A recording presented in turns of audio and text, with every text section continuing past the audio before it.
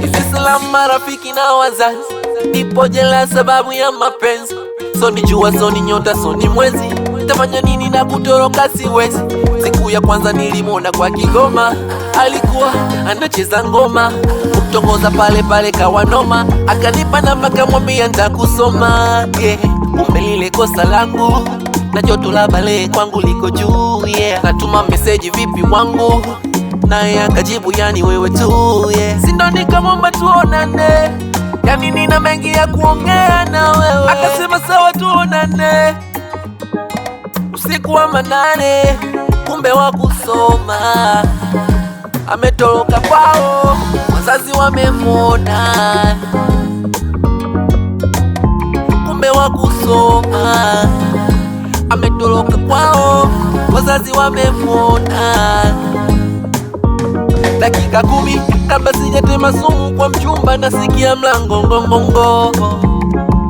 Fungua haraka sana kabla sijavunja mlango. Uchinorizi natembea na mwanafunzi, wakanipa geto jela ndo chumba changu. Noma jela, sijui nitatoka lini. Noma jela, dume umekamilika wanakuita mchumba. Noma jela, ama hukumu miaka 30 jela. Noma jela, dume umekamilika wanakuita mchumba.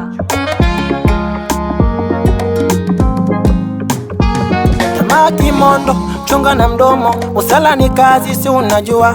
Ajengi changamoto na kula msoto, gari mara moja kwetu kulala kwa mbogo. Achangamoto ni msoto, kutoma bala shida kwetu maukoto.